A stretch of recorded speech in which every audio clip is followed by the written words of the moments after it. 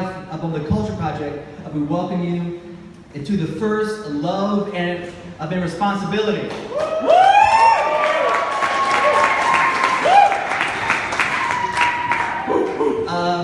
This night has been years in the making, and we're so excited to have everyone here be a part of it.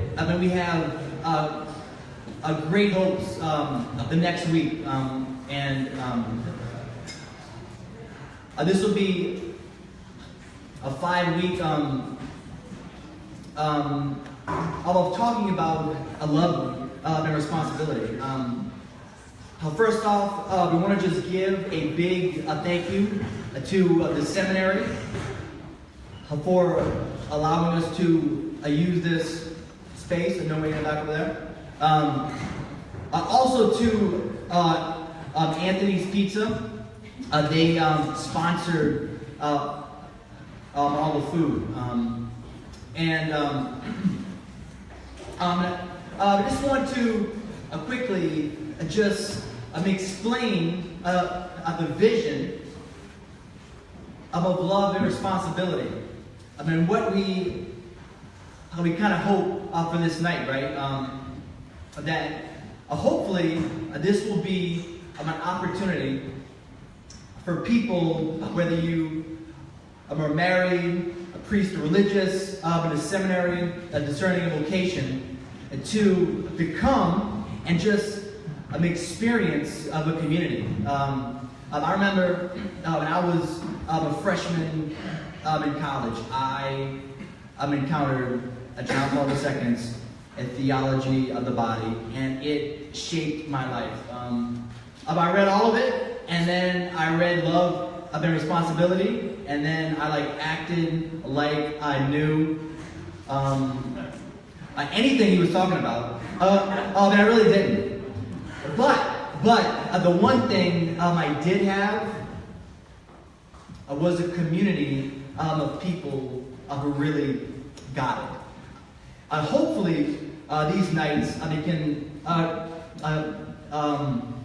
can be a community to just talk about all our struggles. Just to show the fans here, if you're not bashful, who here is married? Married couple? All right, good.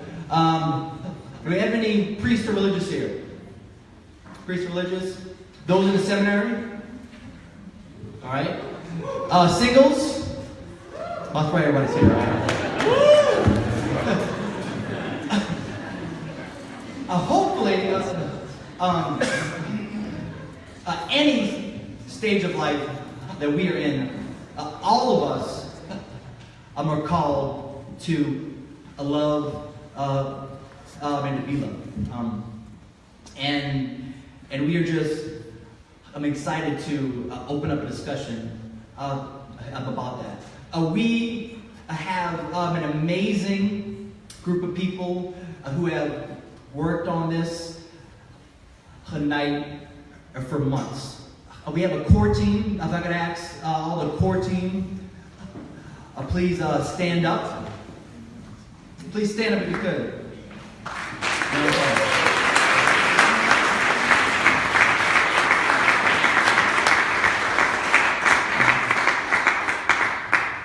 If you have any questions, just please ask them, ask me. If you know the people of the Culture Project, ask them. The structure of our series is we are going to be using Edward Shree's book, Men, Women, and the Mystery of Love, as kind of an abbreviated version of Love and Responsibility. If you haven't read the book, that's okay. If you're not here every week, that's okay. We have the books in the back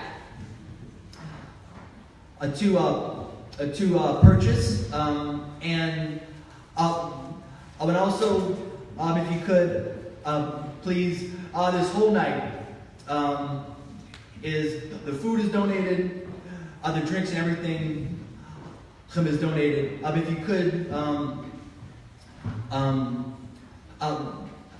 help us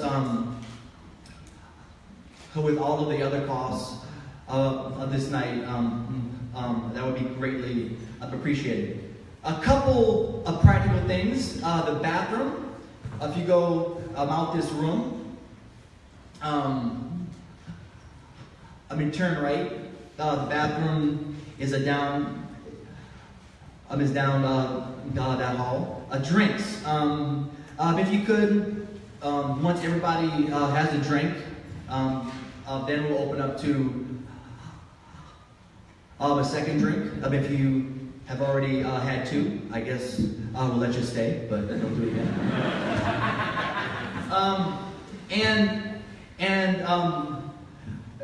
And lastly, I just want to introduce our speaker to get things started.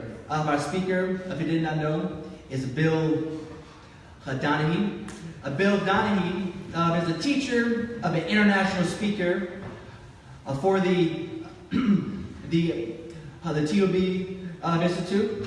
He is a husband and a father of how many said? Excuse me, 4 kids. And he also likes to smoke a pipe. So he's a pretty cool guy. Could everybody welcome Bill Donaghy?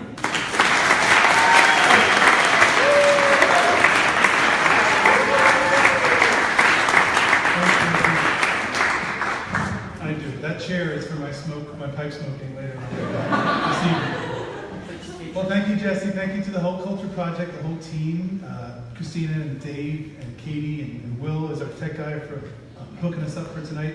I'm thrilled to unpack this book, Love and Responsibility, and to be with you for this kickoff night. Again, it's 5 weeks, 5-part series. We hope that you can make each one. But I am absolutely excited about it. Not just also because I'm missing putting our 4 kids to bed right now, which is an apocalyptic event. Pray for my wife Rebecca right now. But sincerely, I'm happy to open up this teaching on the human person, on human love and relationships, that I do believe if you take this in tonight, if this is the first time you've heard of John Paul's vision of the person, if you take this in, this will literally ruin you for life. You will not be able to look at people the same way. And I don't just mean in a relationship that's a romantic relationship, a husband and wife maybe in the future. Every single human relationship that you are in will be transformed, whatever your vocation is. So I'm thrilled to do it. That being said, as we dive into this beautiful teaching and this rich content, I do want to start with a prayer and invite everybody to open up mind, heart, and body to the great gift that the Lord wants to give us tonight. In the name of the Father, and of the Son, and of the Holy Spirit. Amen. Amen. Gracious God, we praise you and we thank you for this day, for this moment, for life and for breath, for the community that's gathered here, for all these young hearts. Lord, we pray that your Spirit might fall upon us all, that we might be rekindled in our sense of wonder at the human person, our sense of wonder at love, at attraction, at the wonder of all creation. Lord, you're speaking through all of it. All of it speaks of your love, of your call to relationship. All of it speaks of the gift of creation that culminates in us, men and women.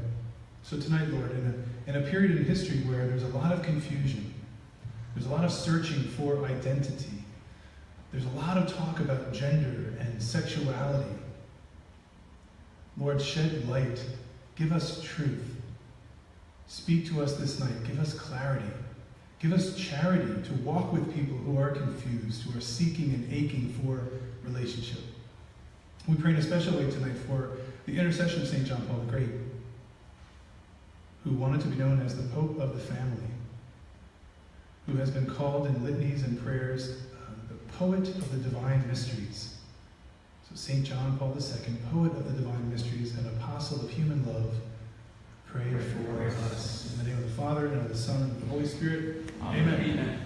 Okay, you ready?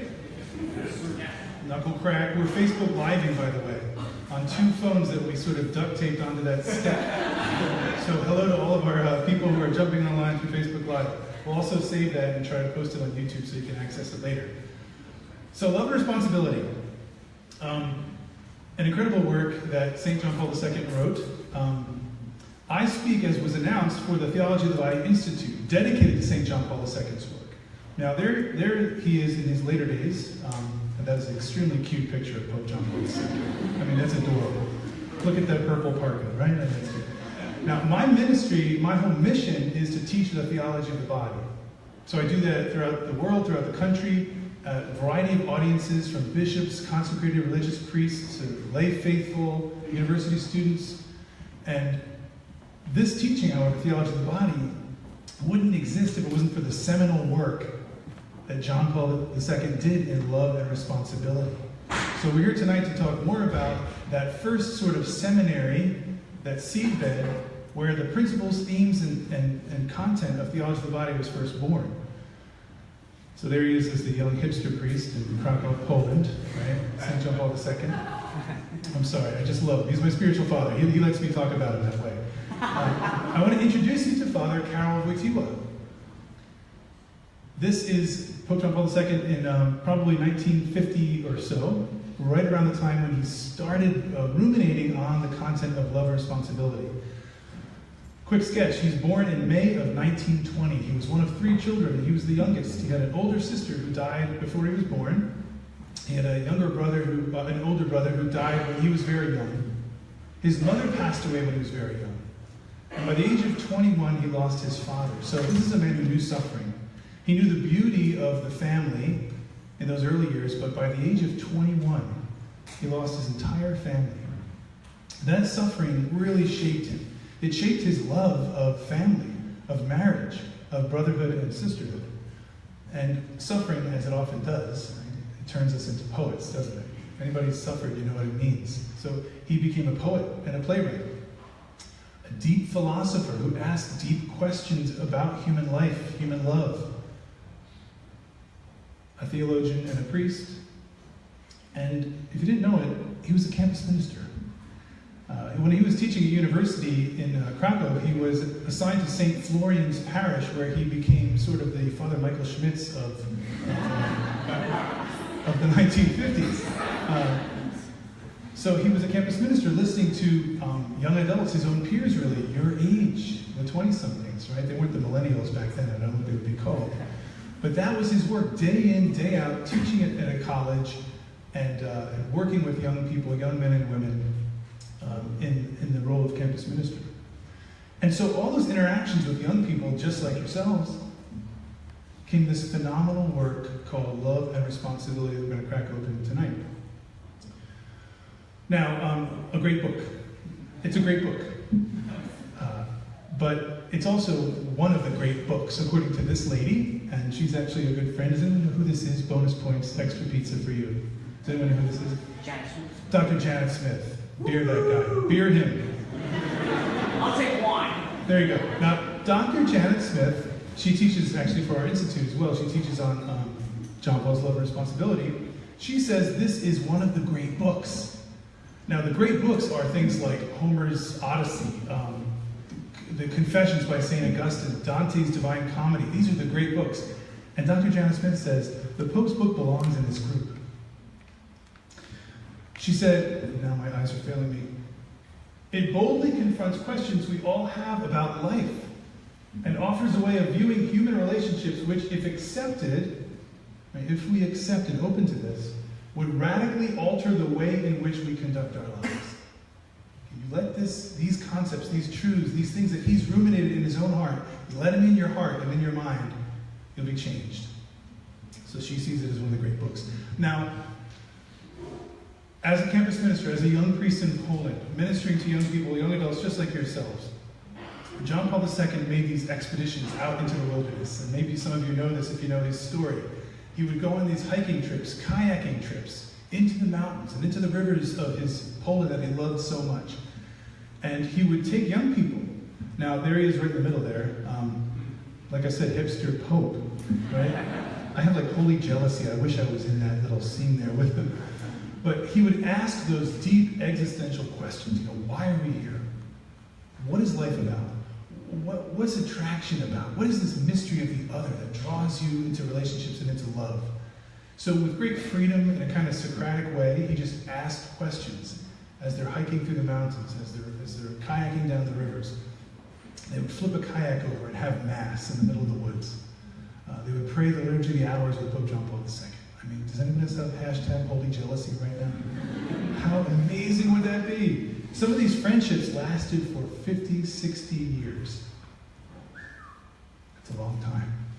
And it's the power of intimate communal life. It's the power of being vulnerable before somebody and not being afraid to ask questions about why we're here, about the movement of our hearts, about what we thirst for and long for.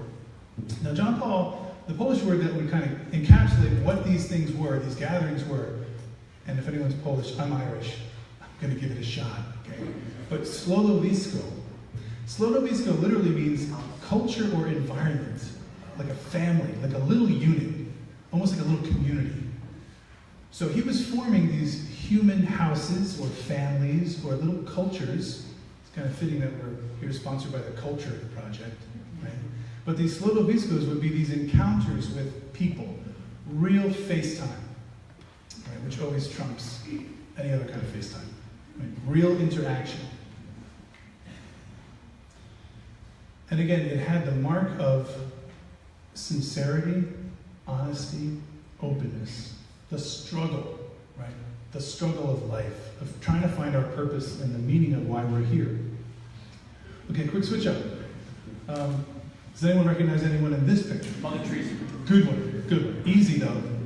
Very easy. Mother Teresa. Does anyone know that tall Canadian philosopher next to Mother Teresa? Okay, no bonus points for you guys, I'm sorry. I don't know why I'm drilling you with all these questions. Who is in the photograph, It's like I'm interrogating you. This is Jean Vanier.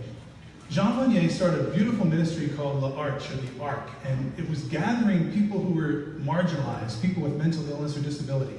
Way back in the day, he would gather them in houses, slodowiskos, you might say. But he's a powerful thought, and I want to set the tone for tonight and for this series by quoting Jean Vanier, the Canadian philosopher. So he says, gosh, that's tiny on my computer. I don't think the first form of evangelization is to proclaim Jesus. Scandalous. The first evangelization consists in offering everyone a place where they can laugh, dance, celebrate, and experience a sense of belonging. Can I get an amen? Amen. Yeah, I want that. I just want authentic human encounter. Second part. Joy comes from feeling you belong to a community, from being happy together, from no longer being alone. I mean, let's pause for a moment. We have never in the history of humanity been so connected to each other and simultaneously disconnected from each other. Can I get another amen? We are isolated and alone. The greatest means of evangelization is small communities where there are happy, joyful people who care for one another. That was John Paul's vision as Father Karol Wojtyła in the early 1950s, mid-1950s, forming people. People, by the way, his Polish brothers and sisters who'd been persecuted by the Nazi regime. And when the Nazis left, the Russians came in, the communists came in. So here's a people who've been crushed, who've tried to be isolated by the Nazi and communist regimes by stamping out their culture, by breaking them apart. By the way, on those hiking and kayaking trips, when John Paul was with his peers, these young adults like yourselves, oftentimes the communist authorities would kind of come in on the scene. And they couldn't gather religiously in a big group. So all of the young men and women called John Paul II, Father Karol Wojtyła, uncle. Right? Oh, this is our uncle, And they never put two and two together. Okay, fine, move along. Okay, so here's our book that John Paul wrote, Love Responsibility. As was mentioned, however, we're going to walk through it with the help of Dr. Ed Sri, who wrote Men, Women, and the Mystery of Love. It's a great book. I actually use it in my Immaculata Marriage and Family course. and one of my students, Tia, is here tonight with her husband. Bonus points, Tia. Get some serious bonus points for coming out tonight. Wow. So it's a great book. Dr. Sri lives in Littleton, Colorado. He's married with 8 children, only 8 kids. I mean, come on, step it up, Dr. Sri. He is a co-founder of Focus, and I know we have some Focus connections here tonight, so Dr. Sri. It's a wonderful book, very readable, and I do encourage everybody to look at that as we go ahead in this series. Now, Dr. Sri starts off with a question in the beginning of the book, and there again is Father Karol Wojtyła. The question he asks is, what can a celibate priest really teach us about love, sexuality, and relationships between men and women? Might seem like a funny question to start off your book with, right? The question, ironically though, was from Father Karol Wojtyła. He asked that question. It's a great question. What can a celibate priest tell us about the intimacy of sexuality between men and women? Now, it's sad because the question's a little bit limiting, isn't it? What does it treat the priesthood as? A disconnected, disembodied thing off there somewhere where you're just praying all the time and you're somehow isolated from the human community. Nothing, if you know anything about the priesthood, could be further from the truth. Now, I can share about my experience of love, sexuality, and relationships between men and women because I'm married to Rebecca for 14 years now. I'll take some claps. Thank you. It's awesome. But ironically, though, that's my experience. Now, here's Father Karol Wojtyła, a celibate priest who has counseled hundreds, if not thousands, of young people throughout his priesthood. In the intimacy of the confessional, he's heard all the human struggle, all the human weakness, all the brokenness, all the joys, all the hopes. He's married and baptized and buried countless people. So if you think about it, who's more in touch with the human heart, relationships, and sexuality than the priest? Think about that. So John Paul II is absolutely an authority, as any priest who's got the heart for the people is, because he's right in the stuff. And like a sponge, he's absorbing all of our stuff, all of our angst, again, and all of our hopes and all of our joys.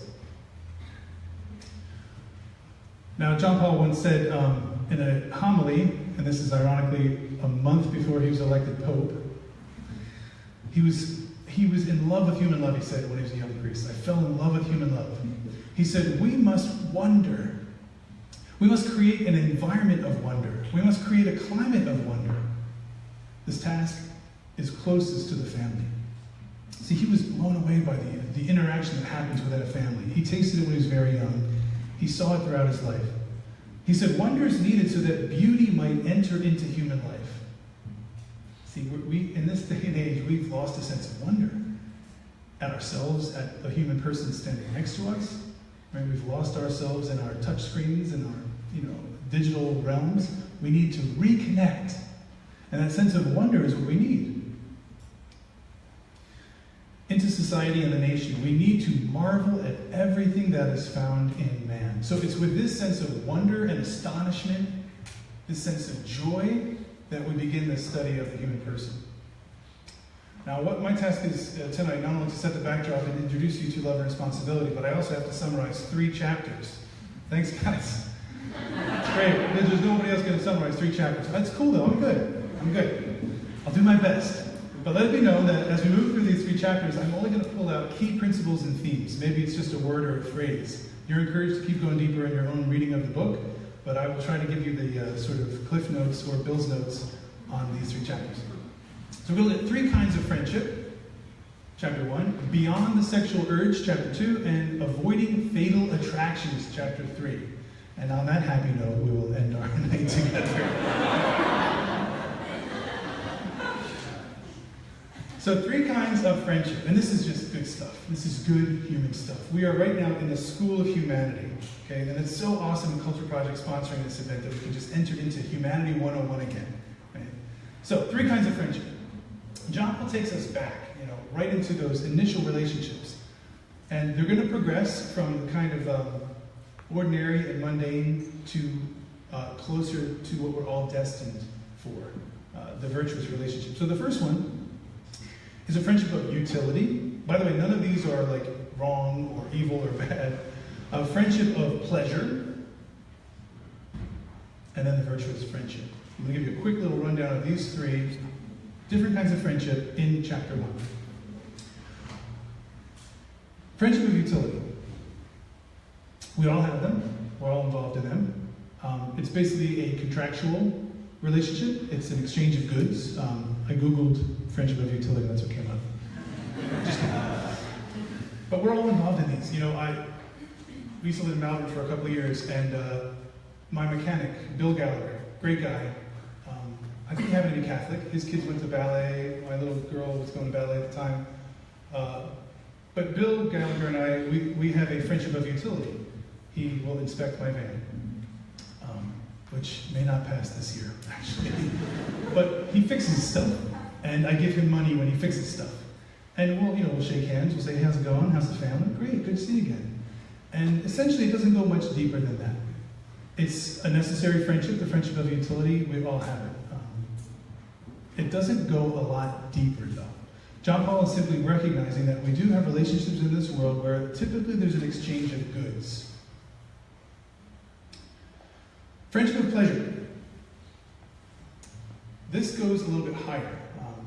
This gets a little bit more intimate because it's touching on the sphere of our own self-interests, things we like to do, things that bring us pleasure.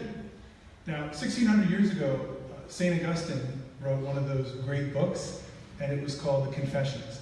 And in the Confessions, St. Augustine talks about the great gift of his friendships of pleasure, and this is a quote from Augustine on that time of his life. Thinking of his friends, he said, the charms of talking and laughing together, and kindly giving way to each other's wishes, reading elegantly written books together, sharing jokes, and delighting to honor one another. So these were the things that kind of fused our hearts together. Good times, good times. Right? That's essentially it. And it goes a little deeper than a friendship of utility, obviously, but it's really just the sharing of good things. I definitely have friendships of pleasure that revolve around smoking pipes and drinking stout. We get theological at times, certainly, but it's often a pleasure that brings us together.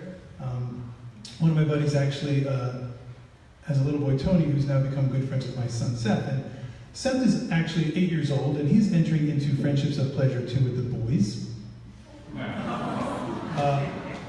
If that's not the cutest, most hilarious picture you've seen of like 8-year-old boys, including the red Solo cup, you guys pick that up? It's Pepsi, okay? It's Pepsi. And if you're 8 years old, Pepsi is like Jack Daniels. The friendship of pleasure is just good times, good times. I love this picture so much, and I can't wait to revisit it when he's like 30 years old. So we all have these as well. They're really good. They're really good. They're kind of friendships that rekindle in us just a relaxation, a sense of joy. And we have like our vacation friends. We have our, go see a Broadway play friends, whatever. Friendship of pleasure. It's not the quintessence yet of friendship and what it's meant to be, but it's good. It's good stuff. That was a legit transition. You guys see that? I did that for you. Now, virtuous friendship. We are climbing up the ladder. In virtuous friendship, John Paul reflects, you share a desire to live the good life. And this is not Miller High Life anymore, not that kind of good life, but the virtuous life. Right? So the summum bonum, the ultimate good. Our faces are turned towards the eternal. Self-interest gives way to a longing for the transcendentals. Okay, that's a great line. Self-interest gives way to a longing for the transcendentals. Now, praise God if you've got somebody in your life who's a virtuous friendship. If you don't, get busy, right? Become the virtuous friend and start seeking out a virtuous friend. The transcendentals, by the way, would be things like truth, beauty, goodness, love.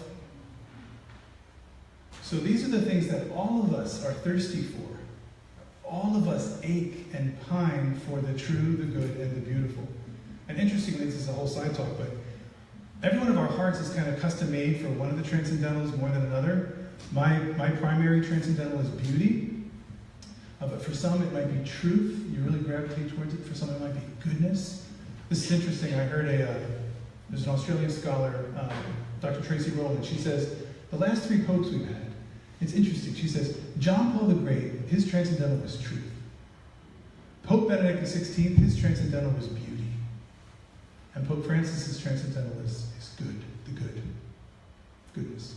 So that's something to kind of pray about. What's my transcendental? What speaks to me more than, say, another one? So the virtuous friendship.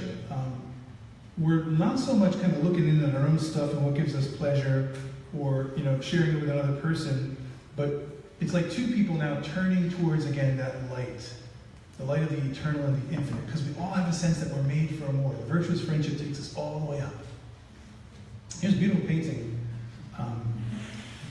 that's capturing a moment in the life of St. Augustine and St. Monica. Now, virtuous friendships can be in any kind of dynamic. This is a mother and a son. Right? So for most of Monica's life, she was praying for Augustine's conversion. He was kind of stuck in the friendships of pleasure, lost in a bit of a cult and all sorts of stuff for quite a while. But he had that conversion of heart and started to look towards the eternal. And right near the end of Monica's life, Augustine recounts in his Confessions this amazing moment where they're on the edge of the Tiber River, staying at a villa, and Augustine and Monica were praying and talking about heaven. So they had a virtuous friendship, this mother and son. They're talking about what will eternity be like? What will heaven be like? And Augustine, beautifully in this Confessions, this little piece, he says, our souls were just spiraling up and out of ourselves into the great mystery of God's love, into the great eternal dance, right? And it was only a few days later that St. Monica died, after this conversation. But that virtuous friendship is what prepares us for heaven. This is another virtuous friendship in the church's tradition. This is St. Scholastica and St. Monica. No, it's not. Women don't have beards.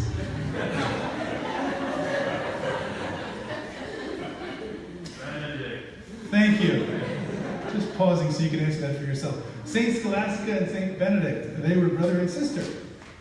And there's a really cool story where Monica, I did it again. Facebook Live, I'm sorry, I can't undo it. So, Scholastica and Benedict, they're both religious, and only once a year or so could Scholastica kind of get out of the convent and visit her bro. Right? So in this particular scene, she gets to the monastery to be with Benedict, and they're talking about God and the virtuous life and the true, the good, the beautiful, all these amazing things about Jesus.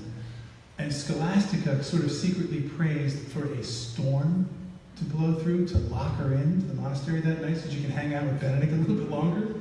You can see in this image, she looks a little sneaky, right? I'm making a sneaky prayer right now. And it happened.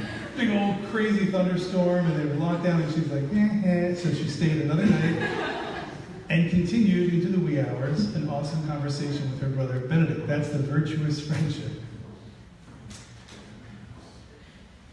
Here's another one. Just showing you the variety of these virtuous friendships. Who is this? For my French. J.R.R. Tolkien. And this is his virtuous friend, C.S. Lewis. Lewis and Tolkien. Now this is really kind of interesting. Lewis and Tolkien kind of moved through all levels of the friendships. When they first began teaching at Oxford together, they had a love of Norse mythology, love of language and mythologies. And so C.S. Lewis and Tolkien struck up a great friendship of utility, sharing sort of the logistics and the semantics of teaching philology and language and mythology. So they had a great networking going on. At the time, Lewis was an atheist, Tolkien a devout Catholic. Their friendship progressed to a friendship of pleasure. Once a week, they would meet at the Eagle and the Child, which is a little pub, and they would have a stout and smoke pipes. And they would share their stories. Lewis was writing Chronicles of Narnia and other things. Tolkien was writing The Hobbit, Lord of the Rings. Can you imagine how nerdy awesome that would be? So their friendship of pleasure, sharing those good things, then turned into a virtuous friendship right? And it was Tolkien's faith and his devout Catholicism that actually brought C.S. Lewis back into the faith. I don't know if you know that backstory, but it's awesome. So in a conversation one day at Oxford, walking along a path, the virtuous friendship was kindled, and Lewis was moved, and days after this conversation with Tolkien, C.S. Lewis returned to Christianity. Awesome. Now, we're going to start transitioning back into the kind of theme in love and responsibility as John Paul goes through these levels of friendship. He says really the premier friendship where we can have a real communal call to virtue is marriage. Right? Marriage is this intimate school of love, face to face, heart to heart, flesh to flesh, where you can build stronger and stronger these roots into a deep, virtuous friendship. Now, this is a very ancient, I think 15th century fresco by Duccio of two saints in a beautiful, intimate embrace. Any guesses? Joke in a hand. Beer hymn. Excellent. Excellent, excellent. This is Saint Joachim and Saint Anne.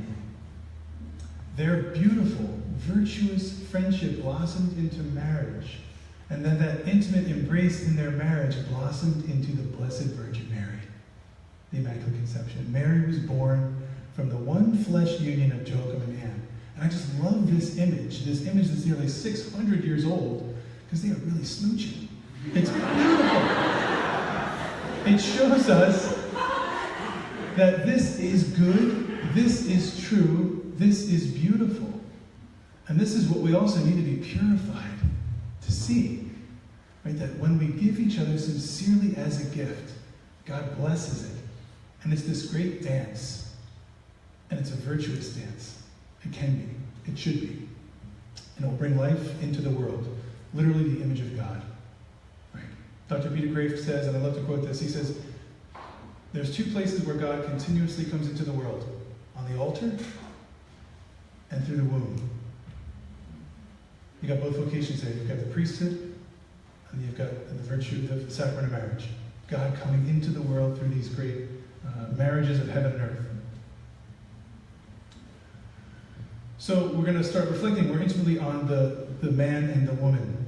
Right? That great dance between the masculine and the feminine. St. John Paul II said, within themselves, in this face-to-face encounter, man and woman must first find a mutual inclination and discover the beauty of being human. Boy, now more than ever, right? We have to return to this authentic encounter with the other person. The digital revolution has created a kind of digital contraception where it's so easy to hide behind a screen. Right? We have to have a rediscovery of this mutual inclination that the other, the presence of the other before me, is an invitation to the beauty of being human. Now, in order for us to get to that high level of understanding the great mystery, how God is speaking through the flesh, He's communicating Himself to us, we can encounter Him in the connection between man and woman, we have to go back and revisit this word. We said friendship of utility. Let's look at the word utilitarianism that John Paul unpacks. Utilitarianism. A person must not be merely the means to an end or an end for another person. St. John Paul II sees, friendships of utility and contractual goods that are shared as a good, but if a person is suddenly used, we've broken something. More so, we've broken someone. A person can never, ever be used. This is a real strong examination of conscience for all of us, I think, because it's not just in the sexual sphere, but in any sort of sphere in human life, we can be tempted to use people. I'm not going to ask for a showing of hands, but I think we probably all have kind of done this. We gravitate towards, think back to your high school days. Right? For some of you, it's not too long ago. For me, it's like hundreds of years ago. But there's the temptation to gravitate towards the popular, or the pretty, or the strong and confident, and we are afraid of being awkward or marginalized. Do you remember those feelings? So we tend to kind of tack onto somebody and kind of use them in a very subtle way so that we look better. Right? If they see me talking to this person, or blah, blah, blah, right? I think we all kind of resonate with that. It's a temptation to utilitarianism. Now, in our own day, back into the sexual sphere, we're seeing this all the time in our broken culture. Now, we're not here to condemn or to ridicule, but to understand and unpack what are we doing. John Paul, in this first chapter, specifically, is saying this unbreakable rule: don't use people. Must stay. I'm going to give you a quote. I'm not going to tell you who said it. We are all today inundated by a tidal wave of emphasis on sex.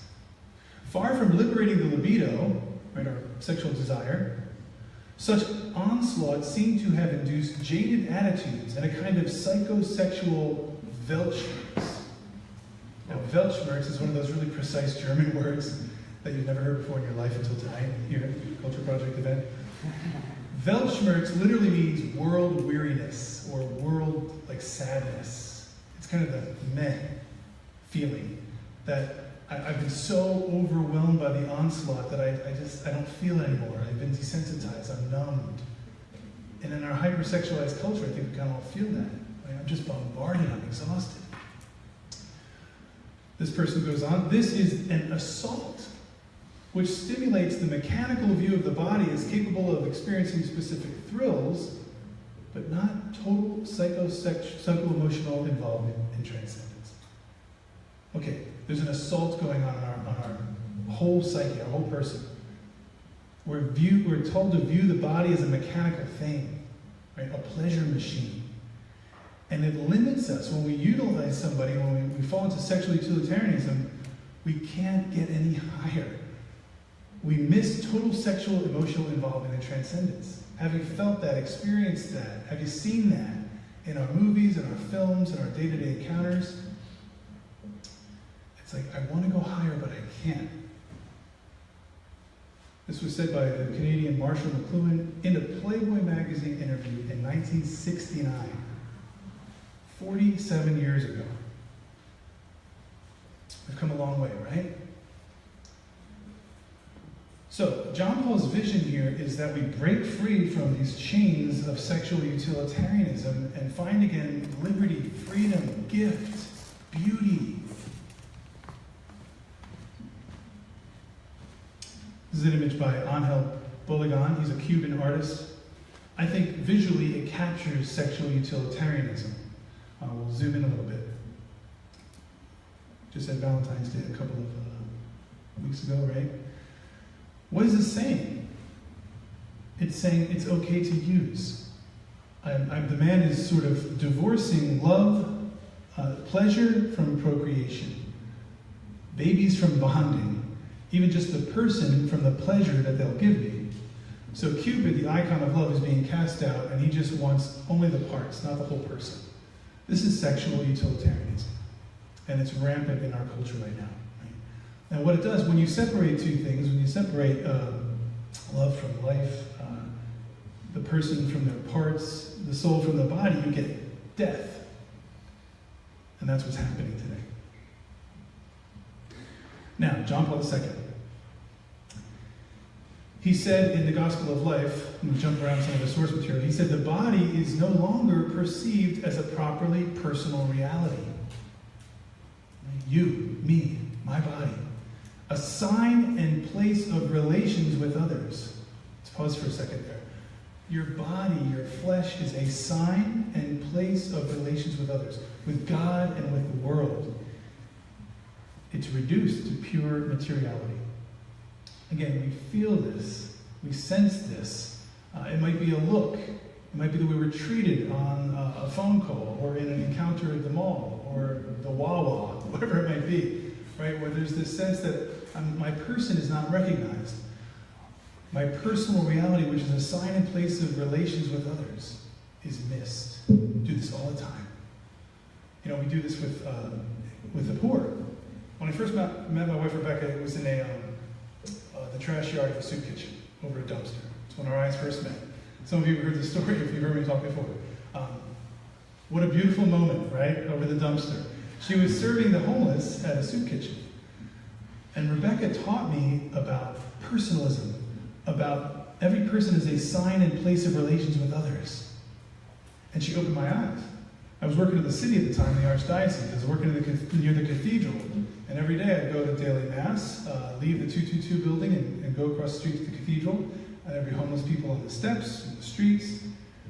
And when Rebecca reminded me, who kind of knew these things intellectually, right, that every single person is a sign and place of relations, I was ruined for life, right? So you start to ask people their name, you start to talk to them. And what can I do for you? What can I give you? Can I help you? What's your name? Where are you sleeping? Connections are made, human encounters are reestablished. Because every body is a sign and place of relations. We meet everybody in the body, in the flesh. So, very simply, we kind of said it already, but John Paul II, he has this personalistic norm. It's very simple. Essentially 4 words. In every circumstance, anywhere, all the time, love persons, use things. Okay? The only response in the face of another person is to love them. Love persons, use things. Our culture is constantly telling us to flip that. Use people, love things. But we have to fight it. That's why we're counter-cultural, right? We're like salmon swimming upstream. We go against the flow. G.K. Chesterton once said, only dead fish go with the flow. Right? Only dead fish go with the flow. G.K. Chesterton. So our call, everywhere, all the time, love the person before you. Use things, love people. Okay, chapter 2. Moving right along. Beyond the sexual urge. Now there's a great phrase, sexual urge. Is anyone uncomfortable right now? Okay, sexual urge. Let's talk about this. That's why we're here. What does that mean? It sounds very Freudian. And actually we have a quote from Freud coming up in just a moment. Now the sexual urge could also be called libido, it could be called eros, the Greek word for passion, right? It is a good sexual urge. God has inscribed it in us, as we'll soon see. John Paul II says that the sexual urge is a natural drive born in all human beings, a vector of aspiration. Now, if you're someone who even talking about the sexual urge or eros or passion is a little bit, uncomfortable, this is hopeful, right? The desires in our hearts, the longing for intimacy and relationship and attraction is God-given. Okay? It has great potential. Right? It has the power to love. But as we all learned from Spider-Man, with great power comes great responsibility. Hence the book is called Love and Responsibility. Okay? But we have to learn then how to figure out, what do I do with this passion? What do I do with this eros, this sexual urge? The Pope is telling us here, Father Karol Wojtyła, it's a natural drive born in all human beings, a vector of aspiration. So this thing is meant to lift us up and out of ourselves, right? To pull us out of ourselves and into the other. Can the sexual urge be misused, misguided, misdirected? Absolutely. Absolutely. But God has inscribed it in us for a higher purpose, a higher reason. Now, that higher reason escapes the modern mind, and it also escaped the 19th century mind of Sigmund Freud. Now, Freud was an atheist. Towards the end of his life, he had a great relationship with a Lutheran pastor, so God only knows. But Freud's sort of putting a ceiling over the transcendent in his atheism, he said, something in the nature of the sexual instinct itself is unfavorable to the realization of complete satisfaction. Okay, what is he saying there? I think it's made for more, but I don't know what that is. I feel like there's this vector of aspiration, but I have no inspiration about what lies beyond the grave, so I'm just confused. So Freud ends his thoughts on the sexual urge with a question mark. John Paul II wants to make it an exclamation point. Right? That the sexual urge, eros, passion, is meant to lead up and out of ourselves. Dr. Sri, in the book that you're going to hopefully pick up and read, he says the sexual urge is meant to draw us not simply toward the body, but the body of a person. Hence, an initial sensual reaction is meant to orient us toward personal communion, not just bodily union. Okay, this is so important. And I'm so glad all of you are here, and many of you in your 20s. It's so good to get this now, to hear this now. You might be saying to yourself, I wish I got it when I was 14, 15. Well, that's good too. But the urge, the desire is God-given. It's meant to lead us into a relationship. So we have to let it breathe, let it speak. What is it saying? Where is it leading me? The moment we turn it into sexual utilitarianism, we just cut it off. Right? We just, as my friend Christopher likes to say, we inverted the rocket engines, right? And it becomes self-destructive. When we don't know where our eros, our urge leads us, and we turn it in on ourselves, we destroy ourselves. So it's meant to go out. And the touch point, the place where we meet, is the body. There's no way to get, this is a good thing to write down if you are taking notes, because it's not on the screen here. There's no way to get to the supernatural except through the natural. You cannot get to the supernatural, to God, by bypassing the natural, by burying your sexual urge, by burying passion, eros. We must pass through the natural. And tonight we're going to try to give a couple points on that in chapter 3 about what we do with this desire. But let it be known now, it is a good, it has great potential. But again, with that great power comes great responsibility. Now, if you don't believe Dr. Sri there, or the young father Karl Wojtyła, this is Pope Benedict. So he's a pretty smart guy. He knows some stuff too. Now, Pope Benedict talked about the sexual urge. He goes back to the beginning. So here's his little reflection on the first man, the first woman. He says, the bodies of Adam and Eve before the fall appear in perfect harmony. Boy, do we all thirst for that. Perfect harmony between mind, body, and soul. He says there's a language in them that they did not create, an eros rooted in their nature that invites them mutually to receive themselves from the Creator, to give themselves. Okay, this is powerful stuff. So from the very beginning, before sin, before we got misdirected or disoriented, God is the one who wrote this power into our very flesh.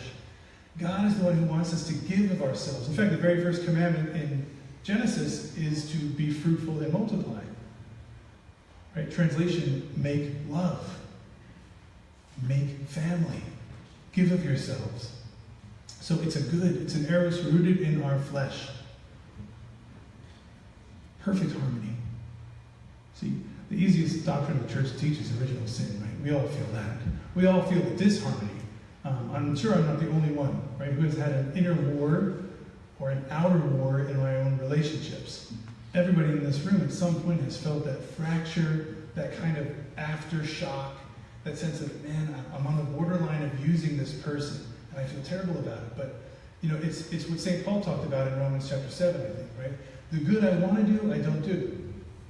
The evil I don't want to do, that's what I do. And so it's this kind of schizophrenic war within. We need perfect harmony. But that harmony comes by rediscovering the eros God wrote into our nature, receiving it from Him. That's where prayer, spiritual direction, the sacraments come into play. Lord, come in. Teach me how to love. Teach me how to love in my flesh, in my body, in my desires. Right? We want to give the Lord every part of us. He made us. And He wants to fill every part of us with His love. He wants us to be free to love. Now, practically, beautifully, what John Paul II does, and this is, again, I think we're in chapter 2, he talks about the sexual values of a person. So this is very practical. So right now you're looking around in this room, there are men and women, most of which are single, as we saw by the showing of hands, right? So there's a wonderful dynamic happening. It's happening with all of us. We're encountering flesh and blood, male and female, in this place tonight. Right? In a very open and free way, we've come here of our own, right? We've come to learn and to grow. And we're mixing and we're mingling, and we have all this time together. What we encounter are two things. John Paul talks about sensuality and sentimentality. First off, and just being incarnate beings, right, flesh and blood, there's a physical response, a physical attraction often that happens when you see another person that you're attracted to. This is what John Paul II calls sensuality. Then he goes a little bit deeper than just the physical attraction. He talks about the emotional attraction, sentimentality. There's a stage here where there's a kind of progression to the better, to the fuller. So sentimentality is higher than sensuality, but neither are yet mature love. Okay, both are sort of building blocks or kindling that can create the fire of love, but they're not the end yet. Now, I'm going to show you a little video just to mix up a little bit, because it's high time we had a video. I mean, seriously, let's get some video going on here. This is a little 3-minute piece I discovered on the internet. The guy's name is Glenn Keane. He is a former Disney animator. He actually did the work for Pocahontas, Beauty and the Beast, and great illustrator, Glenn Keane. And then he left and did a project for Google. And it's one of these smartphone apps that uses the, what's the thing where your phone can move with you and you can geometrics, little flux capacitor. That's what it's called. The flux capacitor, right? So Glenn Keane's working with Google on using that in a really clever way. So he creates 10,000 standalone drawings that they animate, and you can use it on the app to follow the characters. Now in this video, we're just going to see the two together. But this is called The Duet. I just want you to watch it, let it kind of speak to you. We're talking about sensuality and sentimentality, growing towards mature love. I think we have time, so when it's done, I'm just going to ask you what struck you from the video. I've seen this 40 times, my kids love it.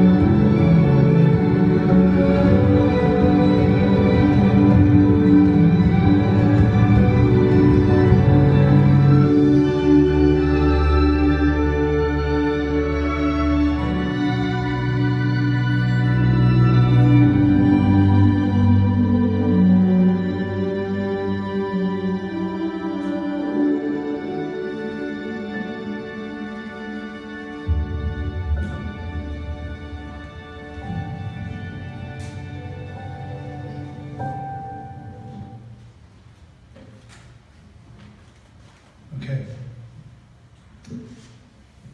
I know we have like 100 people here, but thoughts?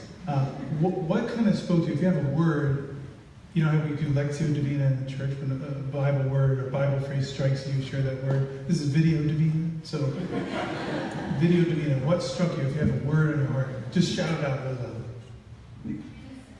Innocence. Beauty. I'll just repeat them. Knowledge? Evolution. Oh, evolution. Beautiful, evolution. Their gaze. Their gaze? Gaze looking at each other. Yeah. Gaze. Maturity. Maturity. Okay, strength? No, like, no walls.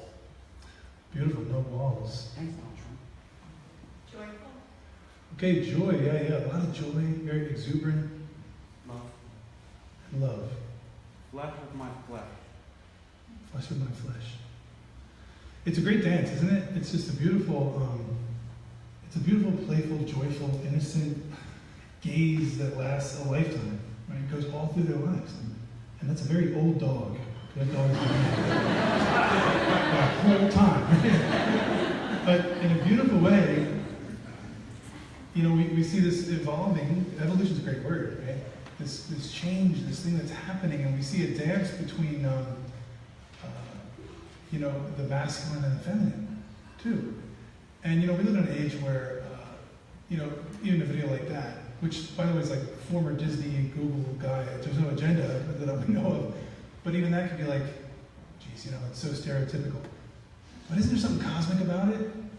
Isn't there something cosmic about masculine and feminine that I think we all need to rediscover? What does it really mean? What is masculinity? What is femininity? We're taught by a culture right now that it's all white blank page. Tabula rasa. It's all, you make it up. I think, and John Paul II here is trying to encourage us to do this. If we listen to reality and let it speak, it'll teach us things. It'll teach us things. When we look at the masculine, look at the feminine, words will come out. And when we think about sensuality and sentimentality, those are powerful words that are invitations. Physical attraction, emotional attraction. They're powerful words that invite us into relationship. And at some point we have to have that gaze. We also have to have vulnerability. We have to let go if we're going to enter in. And John Paul II says later in his writings on the dignity of women, Mulieris Signitatem, he says, masculinity and femininity explain and complete one another. Wow. That is a revolutionary statement for our age. Masculinity and femininity complete and explain one another. Now, let's go a little deeper in. We have about 15 minutes or so, a little bit less, till we wrap up the teaching core. Then we're going to give you time to break out and get into small groups, and then come back and share. So we've got about another 13 minutes or so. But here's another key thought about this passion. We really got to get in touch with this sexual urge, this eros, this passion, and reclaim it, really. The sexual urge can serve as an ingredient of authentic love. It's an ingredient to authentic love if it's integrated with the higher, nobler aspects of love. Okay, John Paul's clear. We can't stay at sensuality. We can't just stay at what gives us pleasure. You know, you make me feel good. I mean, even the phrase, you complete me, which isn't really true. No human being can complete any other human being, right? And sadly, some people, it takes a while to discover that. But it's an ingredient on the way. A person can rise above appetite for the sake of a higher goal. He talks about that too in chapter 2, like this disciplining of ourselves, right? Here we just started Lent, right? Hooray, happy Lent, right?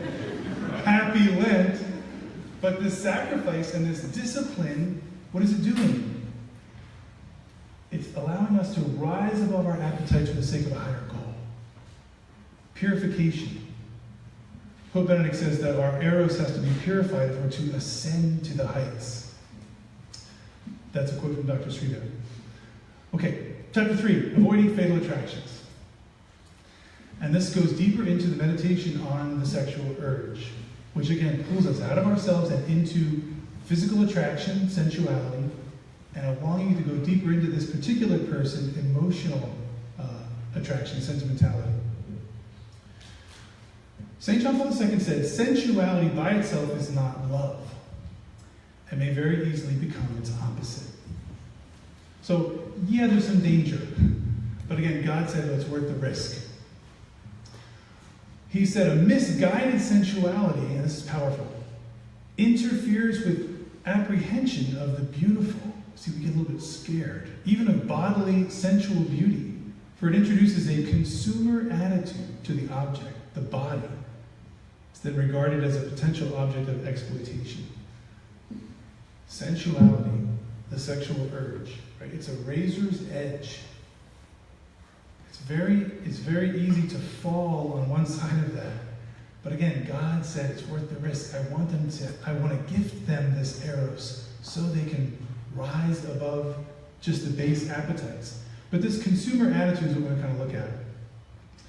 We're living in a culture where this consumer attitude regarding sex is bombarding us all the time.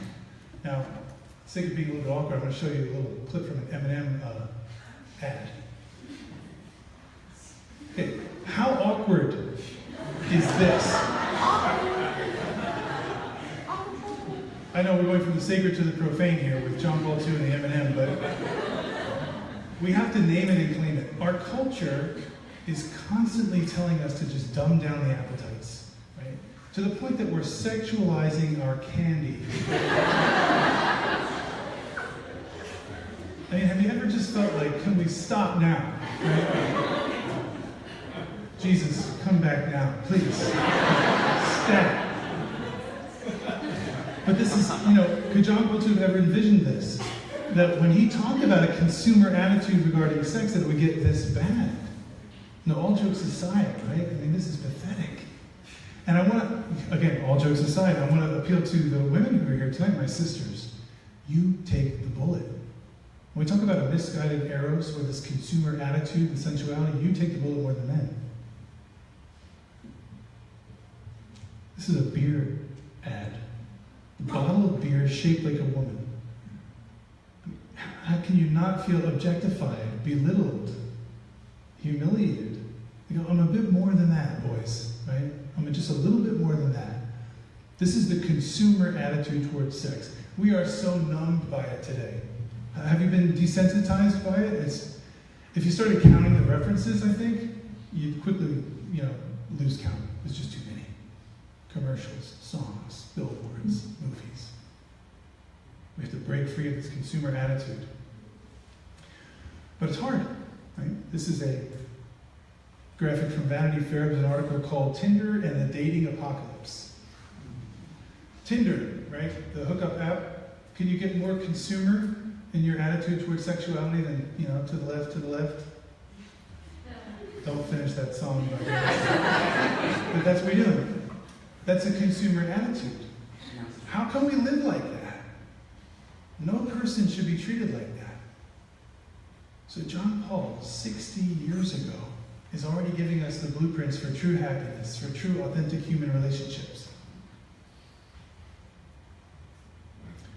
A couple more slides, just two more, I think, and then we're going to take our first break.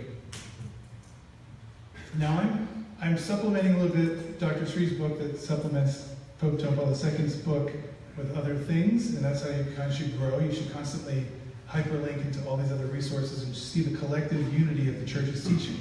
So we're jumping ahead to theology of the body here, but when John Paul reflects on sensuality, physical attraction, and sentimentality, emotional attraction, as pathways to mature love, he calls us to mature self-mastery. And this is awesome. He said, man must learn to be the authentic master of his own innermost impulses. Because we are men and women, we are not animals bound by instinct and appetite. So be the master of your own innermost impulses. Like a watchman who watches over a hidden spring. That hidden spring is eros, is the sexual urge that God inscribed in our flesh from the beginning, as Benedict says. Now, when we look over this hidden spring, we're finally able to draw from all these impulses what's fitting for purity of the heart. Okay, let's break this open. This is so good and so healthy. That the attractions, the desires that I feel are not pure evil, they must be integrated. So, without fear, we invite the Lord into these desires, these innermost impulses. We have the authority, right, with our intellect, with our freedom and our will, to look at these impulses, like a watchman watching over a hidden spring, And then we pull from them what's fitting for purity of heart. Okay, this is human. Okay, this is a little animalistic. I'm going to turn that off. I'm going to pray for the grace of the confession to wash over this. I'm going to invoke the blood of Christ on this impulse because it's taking me away from God. You can be bombarded by all kinds of impulses all during the day. There's an amazing painting of St. Anthony of the Desert who went into a cave and lived for like 40 years, and he just read scripture and prayed. And the image is interesting because he's off by himself, but he's surrounded by a cloud of devils who are pulling his beard, punching him in the gut, ripping his robes. And it's like, okay, the impulses are going to come, the distractions, and some of them are not going to seem really healthy. Have you ever had a crazy thought, crazy desire? Like, how the heck did I just, where'd that come from? Well, we're this complex being, spiritually, emotionally, physiologically. We have a rich history. So all the impulses that are coming, they don't define you. That picture of St. Anthony in the desert, when he's got these things all around him, his face is utter peace. St. Anthony's face is absolute peace. We can achieve that through integration. Okay, so the impulses will come.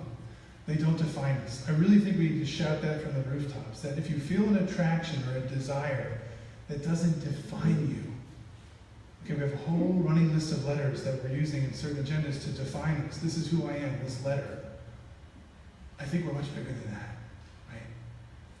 We're not defined merely by an impulse, merely by an attraction. We have to learn how to integrate them, and it's a call to self-mastery. It's not easy, and it's your whole life, dealing with the ache and dealing with the yearning for intimacy. But with grace, it's possible. Now, final slide. We'll talk about 2 words, and these will be probably unpacked in the next 4 weeks that you've got. But eros, we already talked about passion. Ethos is a little bit different. Anybody know what springs out of ethos? I'm sure you can guess from the Greek. Ethics, right. So let's talk about it. Eros, deep passion. If I could use a car analogy, it could be the car of your choice right now, whatever you want it to be, a hybrid or a Lamborghini, choose wisely. Whatever you want it to be. You're in a car, right? The eros is the gas pedal, it's the gas. You put your foot on the pedal and you got the zoom zoom, right?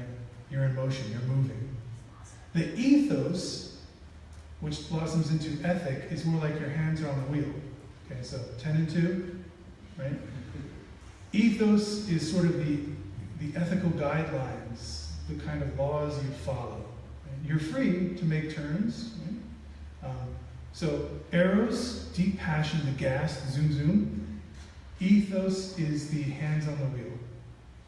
Now we have to learn to incorporate and integrate both of these realities. And let me read the quote and then I'm going to go further with my analogy. Here's John Paul II. He says, in the erotic sphere, which is our life, your heart, your flesh, your bones, your gut, right, your desires, in the erotic sphere, eros and ethos are not opposed to each other. Eros and ethos, passion and purpose, are not opposed to each other.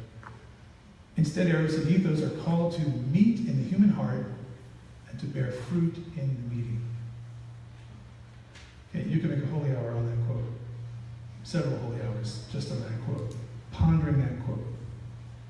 So I'm going to leave you with this final thought. We'll take our break, but we have to, to avoid fatal attractions, right? So it doesn't become a train wreck. We have to integrate eros and ethos.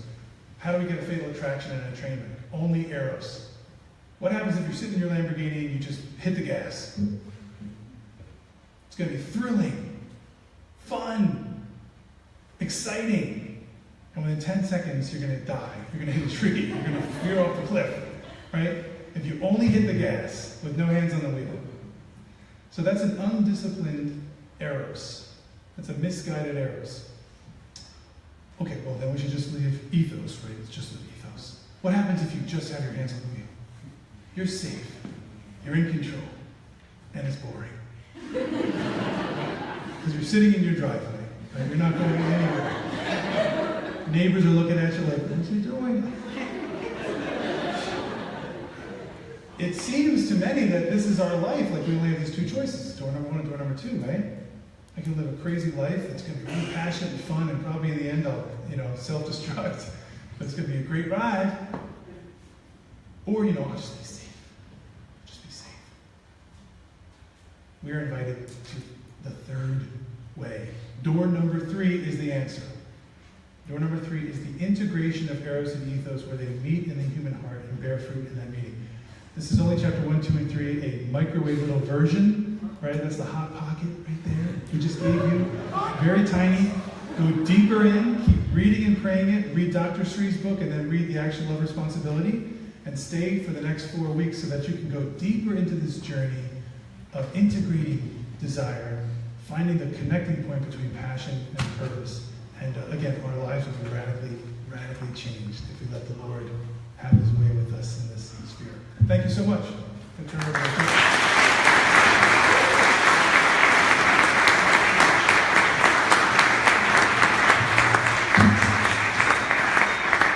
Thanks, Bill. A lot of just really amazing stuff there. What we are doing now is we are going to break up into small groups. Core team, if you don't have the questions, in the back, all the pretty ladies with the paper are waving. And a priest there too is waving. Okay. All the questions are in the back there. If you could, we have questions as a guide. You don't have to answer all the questions. And is it possible all the core team members to please just raise their hands? Okay. Everyone who has their hands raised is the leader of a small group. If you could, just find a small group spread out. After that, we'll have just like a general discussion. And if you have any ideas or thoughts, keep those in mind. If you have any questions, just keep those in mind. We can answer it. I'm going to talk about it as a larger group. So, if you could find a core team member, those people holding the papers with their arms raised. No bigger than 8 people, 8 or 10 at the most. Thank you.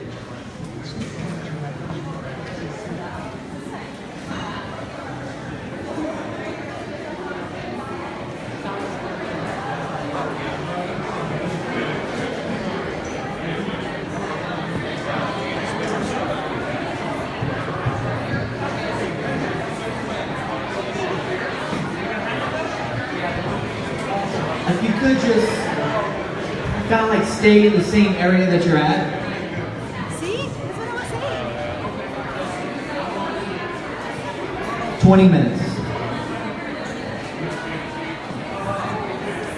We have a group up here. The lovely Stephanie Deutsch.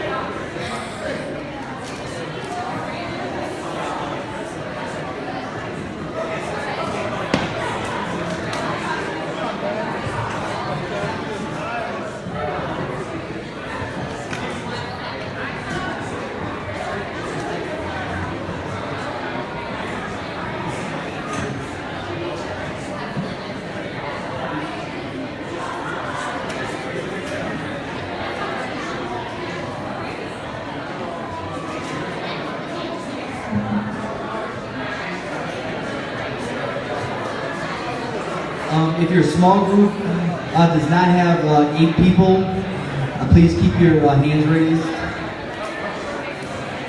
If you are not in a group yet, we still have group leaders with hands raised.